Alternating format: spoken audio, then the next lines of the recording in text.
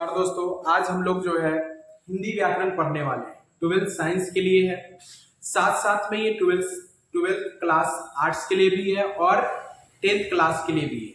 बहुत ही महत्वपूर्ण है हिंदी व्याकरण 12th के लिए, 12th साइंस, 12th आर्ट्स और 10th क्लास के लिए। और जो नॉन हिंदी पढ़ने वाले हैं उनके लिए भी बहुत ही उपयोगी है ये। आज हम लोग जानेंगे वर्ण परिचय के बारे में। हिंदी व्याकरण जब आप पढ़िएगा तो सबसे पहले उसमें जो पहला चैप्टर है वो है वर्ण परिचय। वर्ण परिचय में हम लोग जो है आज जानेंगे कि वर्ण किसे कहते हैं। ऐसे आप लोग अगर पढ़े होंगे तो वर्ण उस मूलध्वनि को कहते हैं जिसे खंड या टुकड़ा नहीं किया जाता है। पर देखिए यहाँ पर क्या लिखा गया है।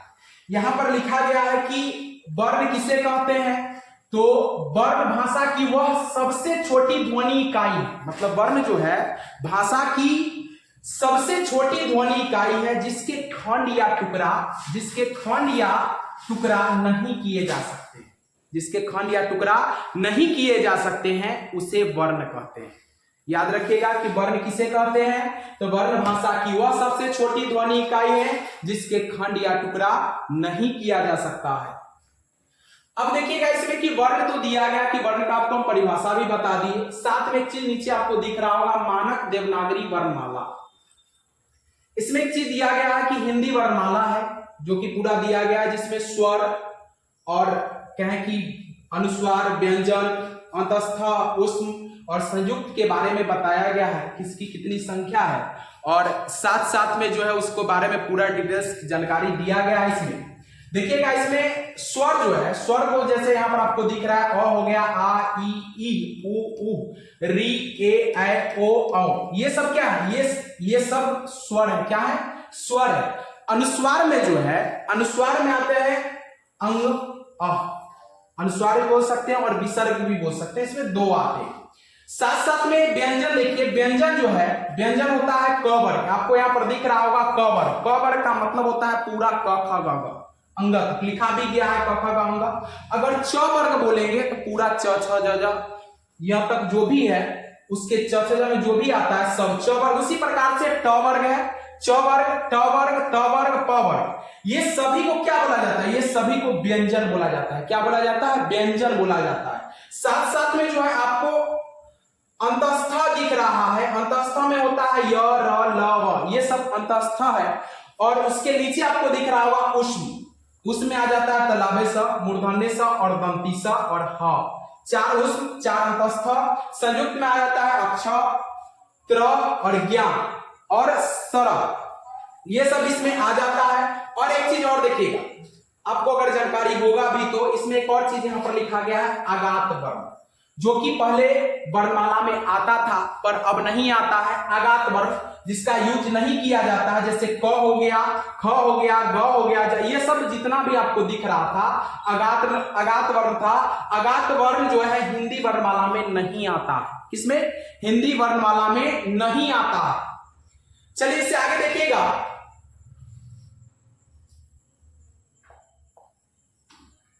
इससे आगे आप देखिएगा यहां पे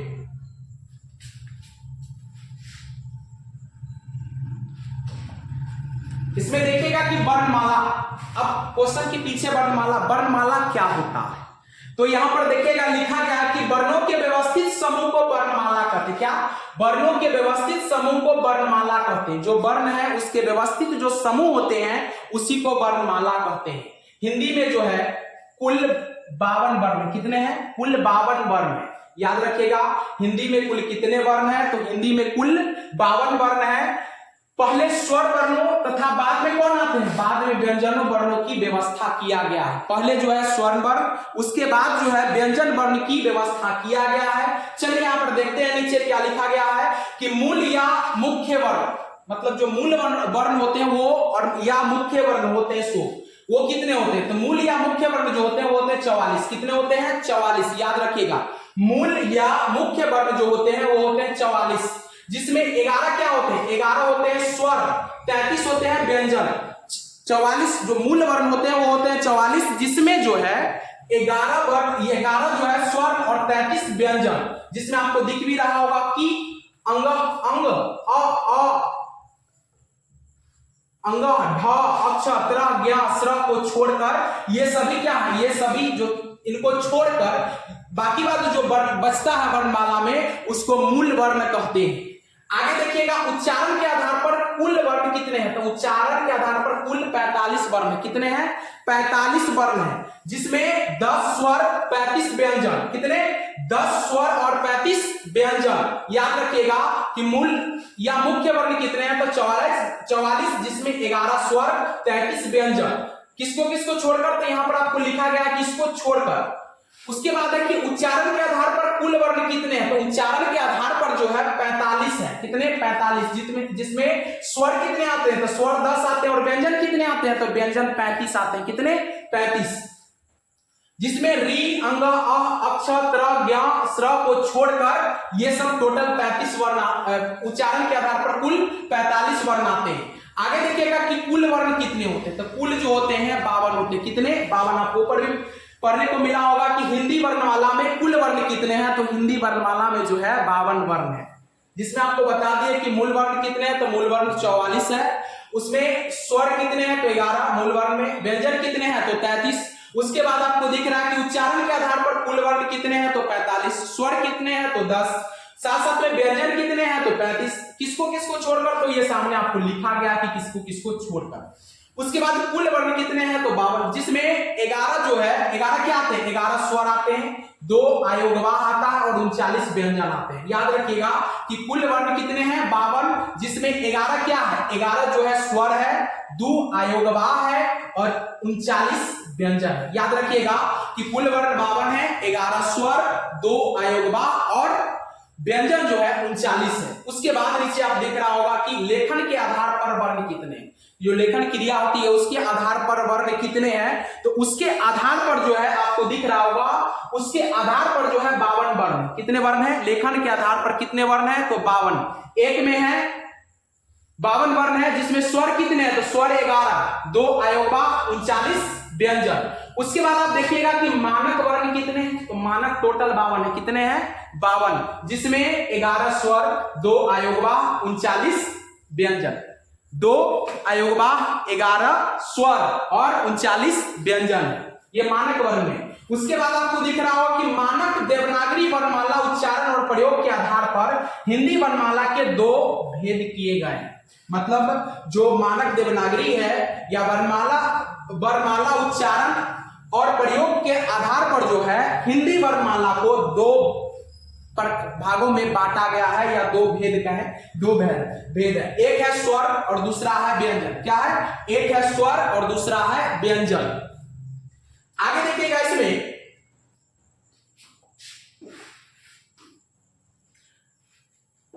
आगे आपको दिखेगा कि हिंदी में स्वर मतलब स्वर वर्ण किसे कहते हैं या स्वर किसे कहते हैं, तो आपको दिखेगा यहां पर लिखा हुआ है कि जिन वर्णों का उच्चारण स्वतंत्र रूप से होता है, जो व्यंजनों के उच्चारण में सहायक हो, वे स्वर कहलाते हैं। अगर क्वेश्चन पूछा जाए कि स्वर क्या है, तो जिन वर्णों का उच्चारण स्वतंत्र रूप से होता हो और जो व्यंजनों के उच्चारण में सहायक हो, वे स्वर कहलाते हैं। याद रहेगा आपको कि स्वर क्या है, तो जिन वर्णों का उच्चारण स्वतंत्र रूप से होता है और जो व्यंजनों के उच्चारण में सहायक हो, वे स्वर कहलाते हैं। आगे देखिएगा कि स्वर संख्या कुल 11 है। कितने हैं, 11 है। कौन कौन, अ हो गया, आ, ई, उ, री, ए, ऐ, ओ, औ। ये टोटल कितने हैं, स्वर कितने हैं, टोटल 11 है। याद रखिएगा स्वर कितने हैं, तो टोटल 11 है। आगे देखिएगा कि इसमें लिखे गए हैं कि पहले स्वरों की जो संख्या थी 13 थी। आप अगर व्याकरण पढ़िएगा तो ये सब चीज आपको नहीं उसमें ऐड मिलेगा, कोई कोई व्याकरण में आपको मिलेगा जिसमें डिटेल्स दिया गया है, पर यहाँ पर फुल्ली डिटेल्स में आपको बताया जा रहा है कि पहले स्वरों की संख्या कितनी थी, 13, क्योंकि अयोगवाह, अंग और अ को भी स्वरों में ही गिना जाता था। उच्चारण के समय की दृष्टि से स्वर के 3 भेद हैं। ये तो उच्चारण की दृष्टि से है, पर इससे पहले आप जान लीजिए कि पहले जो था स्वर कितने थे, 13। काहे होते थे 13, तो 13 इसलिए होते थे क्योंकि इसमें जो 2 अयोगवाह होता है उसको भी जोड़ दिया जाता था। पर अब कितने होते हैं स्वर, तो अब जो होते हैं अब 11 होते हैं। कितने होते हैं, 11, क्योंकि अंग और अ को छोड़ दिया जाता है, इसको अयोगवाह हो गए, ये अयोगवाह है तो इसके स्वर जो है टोटल 11 है। आगे देखिएगा कि उच्चारण के समय की दृष्टि से स्वर के कितने भेद हैं। स्वर के 3 भेद हैं, हर्षव, दीर्घव और प्लुत स्वर। याद रखिएगा कि जिन स्वरों के उच्चारण में कम से कम समय लगता है उन्हें हर्ष स्वर कहते हैं। कौन सा स्वर कहते हैं? हर्ष स्वर कहते हैं। हर्ष स्वर कितने होते हैं? तो हर्ष स्वर जो है 4 होते हैं। कितने होते हैं? 4 होते हैं। याद रखिएगा हर्ष स्वर कितने होते हैं? तो 4 होते हैं। इसमें एक और चीज लिखा गया है, अ, ई, उ और इ। इन्हें छोटी स्वर या एकमात्रिक स्वर या लघु स्वर और व्युत्पत्ति या स्रोत बुनावट आधार पर मूल स्वर या शांत स्वर या स्थिर स्वर भी। जैसे कि ये हर्षव स्वर जो है 4 है। कितने हैं? 4। अ, ई, उ, री। इन्हें छोटी स्वर या एकमात्रिक स्वर या लघु स्वर और व्युत्पत्ति या स्रोत या बुनावट के आधार पर मूल स्वर जो है या शांत स्वर या स्थिर स्वर भी इसे कहते हैं। आगे देखिएगा इसमें कि दीर्घ स्वर क्या होता है। यह तो आपको हर्ष स्वर की बात था। अब जो है कि दीर्घ स्वर क्या होता है। दीर्घ स्वर जो है जिन स्वरों के उच्चारण में हर्ष स्वरों से दुगुना समय लगता है उन्हें दीर्घ स्वर कहते हैं। क्या कहते हैं? दीर्घ स्वर कहते हैं। देखिए बहुत अच्छा कमेंट है, लड़की का बहुत अच्छा कमेंट आया है कि गुजरा हुआ वक्त लौट कर नहीं आता, हर पल को जो जी ले जो आने वाले कल से काम आता है। बहुत अच्छा है। और ये कमेंट बहुत अच्छा हमको लगा कि गुजरा हुआ वक्त लौट कर नहीं आता। गुजरा हुआ वक्त जो है लौट कर नहीं आता, हर पल को जो जी ले जो आने वाले कल में काम आता है। कितना अच्छा बात है आप लोगों के लिए। और इसी तरह से आप लोग कमेंट भी करते रहिए, इससे हमको मोटिवेशनल मिलता है, हम इससे मोटिवेट होते हैं। आगे देखिएगा दीर्घ स्वर क्या है। तो जिन स्वरों के उच्चारण में हर्ष स्वरों से दुगुना समय लगता है उन्हें क्या कहा जाता है? उन्हें दीर्घ स्वर कहा जाता है। दीर्घ स्वर हिंदी में 7 है। दीर्घ स्वर हिंदी में कितने हैं? 7 है। कौन कौन? आ, ई, उ, ए, ऐ, ओ और औ। ये अगर पूछा जाए कि दीर्घ स्वर हिंदी में कितने हैं तो 7। याद रखिएगा दीर्घ स्वर कितने हैं? 7। दीर्घ स्वर क्या होता है? तो स्वरों से दुगुना अगर समय लगता है तो उसको दीर्घ स्वर कहा जाता है। याद रखिएगा। उसके बाद है कि इसका विशेष कुछ दिया गया है। दीर्घ स्वरों को हर्ष स्वरों का दीर्घ रूप नहीं समझना चाहिए। यहाँ दीर्घ शब्द का प्रयोग उच्चारण में लगने वाले समय को आधार मानकर किया जाता है। मतलब जो उच्चारण में समय लगता है उसके आधार मानकर इसको किया जाता है। आगे देखिएगा प्लुत स्वर क्या है। तो जिन स्वरों के उच्चारण में दीर्घ स्वरों से भी अधिक समय लगता है उन्हें प्लुत स्वर कहते हैं। प्रायः इनका प्रयोग दूर से बुलाने में किया जाता है। जैसे आ नहीं होता है कि आ, उसके बाद कहा जाता है कि ओम, नहीं जोर से कहता है ओम, मतलब थोड़ा सा समय लेकर जिसको कहता है उसी को कहा जाता है प्लुत स्वर। जैसे आ कुछ देर नहीं कहता है आ, हिया, इस तरह से आ कुछ समय लेकर आ उसको बोलते हैं। जैसे ओम करके नहीं कहा जाता उस तरह से। उसके बाद जैसे राम, इस तरह से जो स्वर है इसको जो है प्लुत स्वर कहते हैं। क्या कहते हैं? प्लुत स्वर कहते हैं। आप लोग, हमको नहीं लगता है कि प्लुत स्वर के बारे में बहुत बच्चे पढ़े भी होंगे, पर ये बहुत अच्छा है जो कहे कि जिन स्वरों के उच्चारण में दीर्घ स्वरों से भी अधिक समय लगता है। जैसे देखिए दीर्घ स्वर क्या है। तो दीर्घ स्वर जो है स्वर से ज्यादा समय लगता है बोलने में, उसे दीर्घ कहते हैं। अब प्लुत स्वर क्या है? तो दीर्घ समय से भी ज्यादा समय लगता है, उसे प्लुत स्वर कहते हैं। क्या कहते हैं? प्लुत स्वर कहते हैं। चलिए आगे देखिएगा मेरे प्यारे बच्चों कि आगे क्या है। आगे देखिएगा कि संध और समान स्वर। इसमें लिखा गया कि संध या इसको समान स्वर भी बोल सकते हैं जब दो विजातीय या, देखिए इसमें लिखा गया है कि जब दो विजातीय या भिन्न या असमान स्वर एक दूसरे से जुड़ते हैं तब जो नया स्वर बनाता है उसे संयुक्त या विजातीय या अस्वर्ण या असमान स्वर कहते हैं। इनकी कुल संख्या कितनी है? 4। याद रखिएगा कि जब दो विजातीय या भिन्न या असमान स्वर एक दूसरे से जुड़ते हैं तब इन्हें संयुक्त या विजातीय या अस्वर्ण या असमान स्वर कहते हैं। कितना भाषा का प्रयोग यहाँ पर, मतलब कितने शब्द का प्रयोग यहाँ पर किया गया है एक चीज के लिए। इनकी कुल संख्या कितने हैं? एक। जैसे अब ए लिखने के लिए ए में आखिर क्या है? ए कहीं ना कहीं कुछ इसमें दूगो स्वर दूगो विजातीय जो इसमें मिलता है, जिसके कारण इसको लिखा जाता है। जैसे ओ में भी दूगो है, ए हो गया, ए हो गया, ओ, और ये सब क्या है कि दूगो विजातीय मिलकर एगो बनता है। इसी को जो है संध स्वर या असमान स्वर या संयुक्त स्वर या विजातीय स्वर कहा जाता है। चलिए आगे देखिएगा, समान स्वर क्या होता है। तो जब दो सजातीय या समान स्वर एक दूसरे से जुड़ते हैं तब जो नया स्वर बनता है उसे दीर्घ सजातीय या स्वर या समान स्वर कहते हैं। इनकी कुल संख्या कितने हैं? 3। जैसे आ, ई, उ। अब आपको समझ में आ रहा है कि आ का है तो अ जोड़ अ, इसके वजह से जो है अ जोड़ अ, फिर ई। तो ये सब में क्या है कि दूगो सजातीय जुड़ते हैं। ऊपर जो हम लोग पढ़े वो विजातीय के बारे में पढ़े, पर इसके बारे में जो पढ़े इसमें कह रहा है कि सजातीय मतलब एक जैसन दूगो जुड़ता है, जिसको क्या कहते हैं? समान स्वर कहते हैं। क्या कहते हैं? समान स्वर कहते हैं। आगे देखिएगा कि जीव के प्रयोग के आधार पर 3 वेद, मतलब जो जीव है ना उसके प्रयोग के आधार पर इसका 3 वेद है। एक आग्र स्वर, मध्य स्वर और पश्च स्वर। अब देखिए आग्र स्वर क्या है? तो आग्र स्वर जो है जिन स्वरों के उच्चारण में जीव का आग्र भाग काम करता है उन्हें आग्र स्वर कहते हैं। ये स्वर निम्न है, जैसे ई। आप देखिएगा आगे वाला आग्र, अब देखिएगा बोलकर ई, ए। जो आगे वाला भाग काम करता है उसको क्या बोलते हैं? आग्र स्वर बोलते हैं। क्या बोलते हैं? आग्र स्वर बोलते हैं। आगे देखिएगा कि मध्य स्वर क्या है?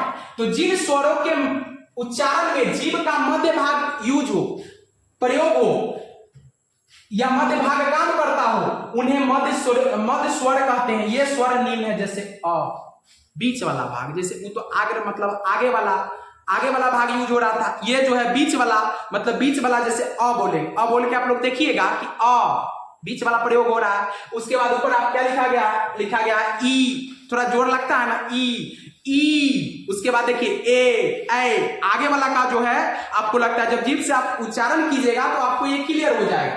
नीचे वाला जो मध्य स्वर है वो मध्य स्वर जैसे कि अ मतलब बीच वाला प्रयोग हो रहा है अ। उसके बाद आप देखिएगा पश्च स्वर क्या है? मतलब पीछे वाला जीभ का पिछला भाग काम करता है। कौन सा? जीभ का पिछला भाग काम करता है। जैसे जिन स्वरों के उच्चारण में जीभ का पश्च भाग काम करता है उन्हें पश्च स्वर कहते हैं। ये स्वर निम्न है, जैसे आ। आप बोलकर देखिएगा आ, पीछे वाला भाग काम करता है। क्या? आ, उ, ओ, औ। देखिएगा सब में पीछे वाला भाग काम करता है। और इसमें आप बोलिएगा तो आगे वाला ई। इसमें बोलिएगा तो मध्य अ, नॉर्मली बोलते अ। तो इस तरह से जो है बोला जाता। तो ये जीव के प्रयोग के आधार पर इसको 3 भागों में बांटा गया था। कितने भागों में? 3 भागों में। कौन? आग्र, मध्य स्वर, पश्च स्वर। याद रखिएगा, आग्र स्वर, मध्य स्वर और पश्च स्वर। आगे देखिएगा समृद्ध और विपरीत स्वर क्या है? समृद्ध और विपरीत स्वर क्या है? देखिएगा समृद्ध स्वर क्या होता है? तो समृद्ध स्वर के उच्चारण में मुख्य द्वारा सकरा हो जाता है। ये संख्या में 4 है, जैसे ई, उ। ये सब जो है समृद्ध स्वर है। क्या है? समृद्ध स्वर है। आगे देखिएगा अर्ध समृद्ध स्वर क्या है? तो अर्ध समृद्ध स्वर के उच्चारण में मुख्य द्वारा कम सकरा मतलब सकरा होता है। ये संख्या में 2 है, जैसे कि जोड़ कम लगता है। इसमें सकरा कहने का जो अर्थ होता है ना, ये होता है कि जैसे ई बोलिएगा तो थोड़ा जोर लगता है। जैसे ये अर्ध, ये क्या है? अर्ध समृद्ध स्वर जो है इसमें आप बोलिएगा ए। देखिएगा ए, ओ, बीच में जो है थोड़ा सा कम लगता है। उसके बाद है कि विपरीत स्वर क्या है? तो विपरीत स्वर के उच्चारण में मुख द्वारा पूरा खुला होता है। ये संख्या कितने हैं? 2। जैसे बोलिएगा आ, मुंह नहीं पूरा खुल जाता है आ। उसके बाद आ। तो इस तरह से जो है दिया गया है। उसके बाद अर्धवृत्त स्वर क्या है? तो अर्धवृत्त स्वर के उच्चारण में मुख द्वारा अर्ध खुला होता है। क्या? आधा खुलता है, मुंह जो है आधा खुलता है। ये इनके संख्या कितने होते हैं? इनके संख्या 4 होते हैं। जैसे देखिए मुंह आधा खुल रहा है ना उसके बाद देखिएगा ए, औ, आ। ये जो मुंह है आधा खुलता है, याद रखिएगा इसको। जैसे इसमें बोलिएगा ई, तो थोड़ा सा जोर देके बीच में रहता है ई। उस ई, उ। देखिएगा मुंह नहीं पूरा खुलता। इसमें क्या है? ए, ओ, बीच में रहता है। इसमें देखिएगा अ, ए। इसमें जो है आपको अर्ध समृद्ध में देखिएगा कि ये आपको जो है ए ओ नॉर्मल बोला जाता है। साथ में विपरीत स्वर में आप देखिएगा इसमें थोड़ा जोर लगता है, जैसे आ इस तरह से जो है प्रयोग किया जाता है इसका। इसमें समृद्ध और विपरीत, पर इसमें जो आपको नीचे ऐड कर दिया गया है अर्ध समृद्ध स्वर और अर्ध विपरीत स्वर आपको ऐड कर दिया गया है। याद रखिएगा कि समृद्ध स्वर कितने होते हैं, तो 4। कितने? 4। उसके बाद अर्ध समृद्ध कितने होते हैं, तो 2। याद रखिएगा कौन कौन, ए और ओ। विपरीत स्वर कितने होते हैं, तो विपरीत स्वर होते हैं 2। आपको यहां पर दिख रहा हो आ और आ। उसके बाद अर्ध विपरीत स्वर कितने होते हैं, तो अर्ध विपरीत स्वर जो होते हैं ये 4 होते हैं। कितने होते हैं? 4 होते हैं। याद रखिएगा इसको मेरे प्यारे बच्चों। व्यंजन क्या होता है या व्यंजन किसे कहते हैं? देखिए इसमें आप देख रहे होंगे यहां पर कि व्यंजन किसे कहते हैं, तो जिन वर्णों के पूर्ण उच्चारण के लिए स्वर की सहायता ली जाती है। मतलब जिन वर्णों का उच्चारण के लिए या जिन वर्णों के पूर्ण उच्चारण के लिए अगर स्वर की सहायता लिया जाए उसी को कहते हैं क्या? उसी को कहते हैं व्यंजन। क्या कहते हैं? व्यंजन कहते हैं। मतलब अगर स्वर सहायता करे तो उसको बोलते हैं व्यंजन। याद रखिएगा कि जिन वर्णों के उच्चारण में स्वर की सहायता लिया जाए, स्वर वर्ण की सहायता लिया जाए, उसी को कहा जाता है व्यंजन वर्ण। दिख भी रहा होगा आगे इसमें लिखा गया है कि अर्थात व्यंजन बिना स्वर की सहायता के बोले ही नहीं जा सकते। व्यंजन संख्या में कुल कितने होते हैं? 39। कल भी आप लोगों को बताया थे कि कुल व्यंजन कितने हैं, तो कुल व्यंजन जो है 39 थे। कितने थे? 39 थे। बिना स्वर की सहायता से व्यंजन को हम बोल नहीं पाएंगे, ये बात यहां पर बताया गया। याद रखिए कि व्यंजन क्या होता है या व्यंजन किसे कहते हैं, तो व्यंजन जिन वर्णों के पूर्ण उच्चारण के लिए स्वरों की सहायता ली जाए उसे व्यंजन कहते हैं। क्या कहते हैं? व्यंजन कहते हैं या व्यंजन कहलाते हैं। और एक चीज और आगे यहां पर लिखा गया है कि अर्थात व्यंजन बिना स्वरों की सहायता के बोले ही नहीं जा सकते हैं। अगर स्वर उसमें सहायता नहीं दे, स्वर वर्ण उसमें सहायता नहीं दे तो व्यंजन बोल ही नहीं सकते हैं। तो व्यंजन वर्ण बोलने के लिए स्वर की सहायता ली जाती है, यही इसका परिभाषा है। आगे देखिएगा कि व्यंजन की कुल संख्या कितनी होती है, तो व्यंजन की कुल संख्या होती है 39। कितनी होती है? 39। नीचे है कि व्यंजनों का अपना मूल स्वरूप इस प्रकार है। जैसे कि व्यंजन लिखा कैसे जाता है, तो क हलंत क्या लिखते हैं? क हलंत, च हलंत, छ हो गया, ज हलंत हो गया, त हलंत हो गया, थ हलंत आदि। इस तरह से क्या करते हैं? व्यंजन को लिखते हैं। मतलब जो व्यंजन होता है वो आधा, जैसे क लिखे तो क में हलंत लग गया, च लिखे तो च में क्या हुआ? हलंत लग गया, ये आधा हो गया। इसको पूरा करने के लिए हमें स्वर की सहायता लेनी पड़ती है, उसी को व्यंजन कहा जाता है। जैसे यहां पर लिखे अ लगाने पर व्यंजनों के नीचे का हल चिन्ह हट जाता है, हलंत चिन्ह जो होता है वो हट जाता है, तब ये इस प्रकार लिखे जाते हैं। जैसे क, च, छ, ज, झ, इस तरह से जो है लिखे जाते हैं। तो उसमें किसकी सहायता लिया गया? जैसे क है तो क मतलब इसका आधा हो गया। पूरा लिखने के लिए इसको क जोड़ क हलंत जोड़ अ, तब जाके क्या लिखाएगा? क। इसमें देखिए अ क्या है? अ जो है स्वर है, और ये क्या है? तो ये जो है आपको व्यंजन। क्या है? व्यंजन है।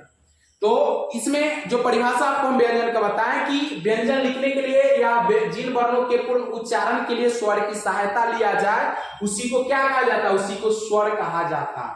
अब क्लियर हो गया होगा यहां से आप लोगों को। चलिए आगे देखिएगा, इसमें याद रखिएगा व्यंजन की कुल संख्या कितने? तो 39। आगे इसमें देखिएगा कि व्यंजन के कितने भेद होते हैं। व्यंजन के कितने भेद होते हैं? तो व्यंजन के 3 भेद होते हैं। कौन कौन? स्पर्श, अंतस्थ, ऊष्म, ये सब व्यंजन के भेद है। याद रखिएगा व्यंजन कितने प्रकार के होते हैं? तो व्यंजन 3 प्रकार के होते हैं। कौन कौन? स्पर्श, अंतस्थ और ऊष्म। अब देखिए स्पर्श व्यंजन क्या होता है, तो स्पर्श व्यंजन क्या होता है, तो देखिएगा यहां पर इन्हें 5 वर्गों में रखा गया है। कितने वर्गों में? 5 वर्गों में रखा गया है। जो आप क वर्ग, च वर्ग, ट वर्ग, त वर्ग और प वर्ग पढ़े हैं वो वर्ग में इनको बांटा गया है। कौन सा व्यंजन को? स्पर्श व्यंजन को। स्पर्श व्यंजन को कितने वर्गों में रखा गया है? 5 वर्गों में। याद रखिएगा स्पर्श व्यंजन को 5 वर्गों में रखा गया है और हर वर्ग में 5-5 व्यंजन है। अब स्पर्श व्यंजन को 5 वर्ग में रखा गया है और जो भी क्या है कि वर्ग है, उस सभी वर्ग में जो है कितने वर्ण है, तो 5 5 वर्ण है। कितने वर्ण है, 5 5। जैसे क ख ग घ अंग, कितना हुआ टोटल 5। तो उसी प्रकार से जितना भी इसमें क वर्ग हो गया, च वर्ग हो गया, च वर्ग में भी 5, ट वर्ग है उसमें भी 5, त वर्ग है उसमें भी 5, प वर्ग है उसमें भी 5। इस प्रकार से सभी में 5 5 वर्ण है। टोटल जो होते हैं स्पर्श व्यंजन 25 होते हैं। आपको नीचे दिख भी रहा होगा, देखिए क वर्ग है तो क ख ग घ अंग, च वर्ग है तो च छ ज य। ये उसी प्रकार से ये ट वर्ग हुआ, त वर्ग हुआ, प वर्ग हुआ, ये सब इसका पूरा। देखिए ये टोटल कितने हैं, 5 हो गए, ये 5 ये 5 ये 5 ये 5 ये 5 25। टोटल संख्या कितने होता है स्पर्श वर्ण के, तो 25। याद रखिएगा कि टोटल स्पर्श व्यंजन कितने होते हैं, तो 25। व्यंजन में स्पर्श व्यंजन के 3 भेद, स्पर्श व्यंजन, अंतःस्थ, ऊष्म। और अगर आपसे पूछा जाए कि स्पर्श व्यंजन क्या है, तो स्पर्श व्यंजन जो है उसके 5 वर्गों में रखा गया है, क वर्ग, च वर्ग, ट वर्ग, प वर्ग, त वर्ग और प वर्ग। जिसमें से सभी में वर्ण कितने हैं, तो सभी जो वर्ग होते हैं उसमें वर्ण कितने हैं, तो सभी वर्ग में 5 5 वर्ण है। टोटल 25 स्पर्श व्यंजन है। आगे जो आपको यहां पर लिखा गया अब है 2 नंबर में अंतःस्थ व्यंजन। अंतःस्थ व्यंजन, अंतःस्थ व्यंजन। अब ये क्या होता है, अंतःस्थ व्यंजन जो है निम्न 4 प्रकार, 4 कितने हैं, 4 है। ये कितने हैं, तो 4 है। अंतःस्थ कितने हैं, तो 4। कौन कौन, य र ल व, ये क्या है, अंतःस्थ है। तो इसको अगर व्यंजन में, जैसे कि व्यंजन को 3 में भाग में बांटा गया, 3 वर्ग में बांटा गया, 3 भागों में बांटा गया। उसके बाद जो है स्पर्श व्यंजन को 5 वर्गों में बांटा गया। उसके बाद जो है आपको अंतःस्थ कितने वर्ण है, तो ये 4 है। कितने हैं, 4 वर्ण है। कौन कौन, य र ल व। उसके बाद देखिए ऊष्म व्यंजन है। ऊष्म व्यंजन कितने हैं, तो ऊष्म व्यंजन जो है निम्न 4 है। कितने हैं, 4 है। तलाबे स, मूर्धन्य स, दंती स और ह। कितने हैं, 4। तलाबे स, मूर्धन्य स, दंती स और ह। ऊष्म वर्ण कितने हैं, तो 4। याद रखिएगा अंतःस्थ व्यंजन कितने हैं, तो 4। ऊष्म व्यंजन कितने हैं, 4। स्पर्श व्यंजन कितने हैं, तो 25। याद रखिएगा, सबको जोड़िएगा तो आपको 39 फूट जाएगा। अब नीचे आपको एक और चीज दिख रहा होगा, संयुक्त व्यंजन, वो भी आता है क्या से देखिए। वैसे तो जहां भी 2 अथवा 2 से अधिक व्यंजन मिल जाते हैं, मतलब 2 या 2 से अधिक व्यंजन मिल जाते हैं, तो वे संयुक्त व्यंजन कहलाते हैं। क्या कहलाते हैं, संयुक्त व्यंजन कहलाते हैं। 2 या 2 से अधिक व्यंजन अगर मिल गए तो उसको क्या कहेंगे, संयुक्त व्यंजन कहेंगे। किंतु देवनागरी लिपि में संयोग के बाद रूप परिवर्तन हो जाने के कारण इन 4 को गिना गया है। ये 2 व्यंजनों से मिलकर बने हैं। जैसे इसमें होता क्या है कि 2 व्यंजन एक जगह जब मिल जाए तो उसी को कहा जाता है संयुक्त व्यंजन। क्या कहा जाता है, संयुक्त व्यंजन। पर इनको जो है देवनागरी लिपि में संयोग के बाद रूप परिवर्तन हो जाने के कारण इन्हें 4 को गिना नहीं गया है। मतलब कह कि व्यंजन में इनको जोड़ा नहीं जाता है। पर जैसे देखिए ये है क्या, अक्षा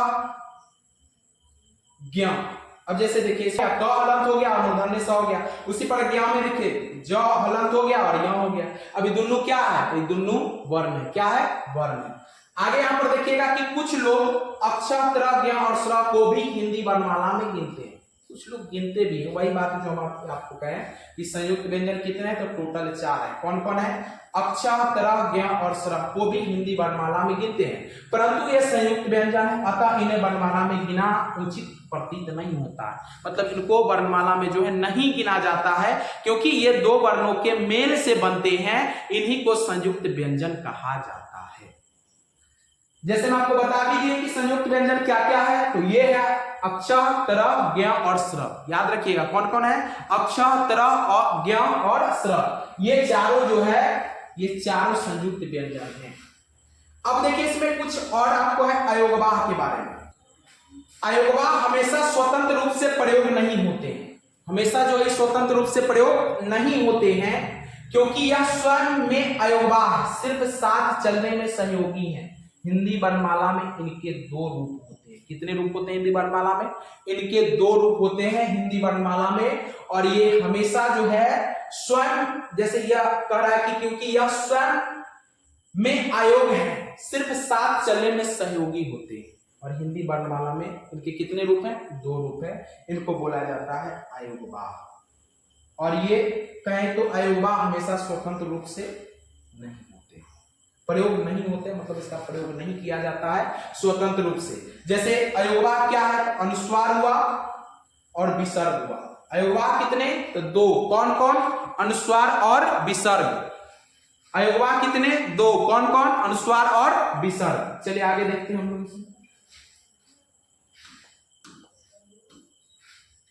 आगे आपको यहां पर दिख रहा होगा कि अनुस्वार, अनुनासिक और विसर्ग, तीन की चर्चा किया गया है। एक है अनुस्वार, अनुनासिक और विसर्ग। अब अनुस्वार के बारे में हम लोग जानेंगे पूरा डिटेल्स क्या है। अनुस्वार की संख्या कितनी, एक, सिंगल अनुस्वार। इसमें ऊपर लगी हुई बिंदु का अर्थ आधा न होता है। जैसे कि हम लोग कोई भी चीज लिखते हैं उस पर अनुस्वार लगा देते हैं, तो उसका जो मतलब होता है कि अनुस्वार जब लगा देते हैं तो अनुस्वार का जो मतलब होता है आधा न, कितना न, आधा न। इसका प्रयोग पंचम वर्ण के स्थान पर होता है। इसकी चिन्ह इस प्रकार से अनुस्वार ऊपर लिखा जाता है, ठीक है। जैसे संभव, देखिए एक चीज और बता, जैसे कि संभव, संभव में क्या है, आधा म। इसके बारे में भी आपको पूरा डिटेल्स नीचे बताएंगे कि म को आखिर अनुस्वार में काहे लिखा जाता है। संभव पर देखिए, संभव है तो संभव के ऊपर भी आपको क्या दिख रहा है, ऊपर भी आपको अनुस्वार दिख रहा है। म को हम लोग क्या लिखते हैं, अनुस्वार, आधा म को क्या लिखते हैं, अनुस्वार। उसके बारे में हम लोग पूरा जानेंगे।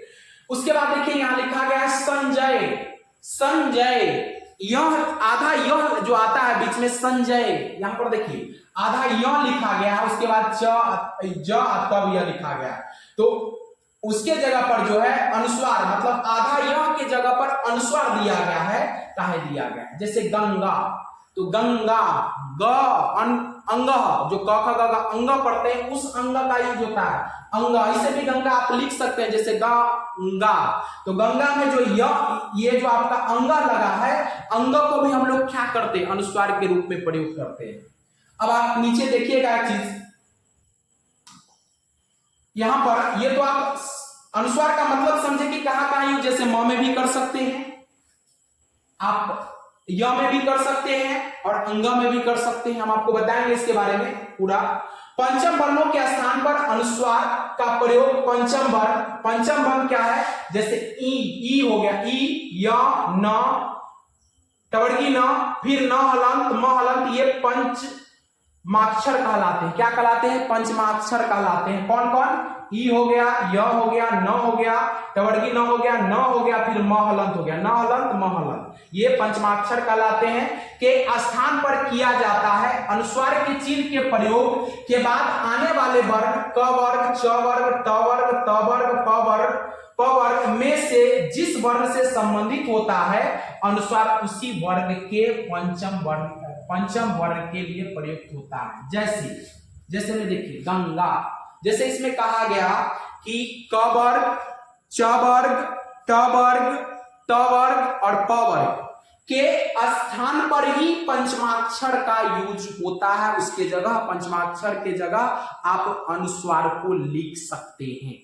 जैसे इसका कुछ एग्जाम्पल दिया गया, जैसे देखिए इसमें गंगा, गंगा लिखा गया है तो इसमें यह का प्रयोग है और साथ साथ में ये वर्ण कौन है, ये जो आप क वर्ग पढ़े हैं वो क वर्ग के बारे में चर्चा है। उसके बाद आप देखिए चंचल लिखा गया है, तो चंचल आधा न है, जैसे च आधा य, फिर च अल, चंचल या पूरा य, चंचल, च य च अल, चंचल, तो इसको आप उसके जगह य की जगह क्या प्रयोग कर सकते हैं, अनुस्वार जो है प्रयोग कर सकते हैं। जैसे झंडा, तो झंडा में न आता है झ, टवर्गी न, अड्डा, तो झंडा होता है तो टवर्गी न के जगह आप क्या प्रयोग कर सकते हैं, अनुस्वार प्रयोग करते हैं हम लोग। जैसे गंदा, तो गंदा में क्या है, देखिए ग न आधा न अद्दा, गंदा लिखते हैं तो गंदा के जगह आप न के जगह जो है आप अनुस्वार का प्रयोग कर सकते हैं। जैसे कंपन आधा म है, क के बाद आधा म है, तो उसके जगह आप क अनुस्वार प अन लिख सकते हैं, कंपन लिख सकते हैं। तो ये सब चीज है कि आप अनुस्वार को प्रयोग कर सकती है। जैसे अनुस्वार को पंचमाक्षर में बदलने के नियम क्या है, यदि पंचमाक्षर के बाद किसी अन्य वर्ग का कोई वर्ग आए, जैसे कि क वर्ग है, ठीक है, तो क वर्ग के बाद जैसे पंचमाक्षर अगर यूज हम कर रहे हैं, उसके बाद अगर उसी वर्ग का कोई अगर दूसरा वर्ग आ गया प्रयोग करने के बाद आए तो पंचमाक्षर अनुस्वार के रूप में परिवर्तित नहीं होगा, मतलब उसका यूज नहीं किया जाएगा। जैसे आपको हम एक चीज बताते हैं, यहाँ पर एग्जाम्पल जैसे लिखा भी गया है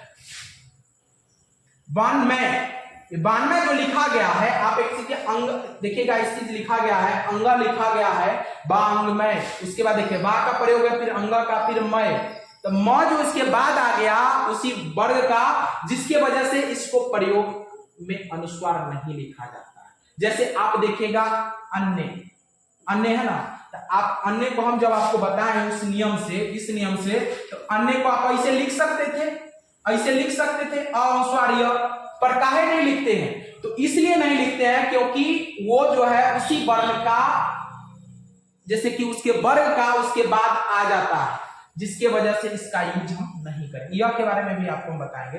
चिन्मय हो गया, चिन्मय देखिए म उसके बाद आ गया, क्योंकि यहाँ स्पष्ट नियम कहा है कि यदि पंचमाक्षर के बाद किसी अन्य वर्ग का कोई वर्ण आए तो पंचमाक्षर अनुस्वार के रूप में परिवर्तित नहीं होगा। अन्य वर्ण का अगर वर्ण का कोई आ जाए तो पंचमाक्षर जो अनुस्वार के रूप में प्रयोग नहीं होगा। जैसे इसमें य आ गया, इसमें म तो है, ये है य आ गया, ये देखिए अन्याय, ये दूसरा वर्ण आ गया, उसके बाद चिन्मय उसके वर्ग का नहीं है, मैं अलग आ गया, उसके बाद उन्मुख ख आ गया। इसमें आदि शब्द जो है, जैसे इसको इस तरह से लिख सकते हैं, चिन्मय के रूप में नहीं लिख सकते, नहीं ना लिख सकते, लिख सकते नहीं लिख सकते हैं, इसको काहे नहीं लिख सकते? तो इसका नियम कहता है कि यदि पंचमाक्षर के बाद किसी अन्य वर्ण का कोई वर्ण आए तो पंचमाक्षर अनुस्वार के रूप में परिवर्तित नहीं होगा।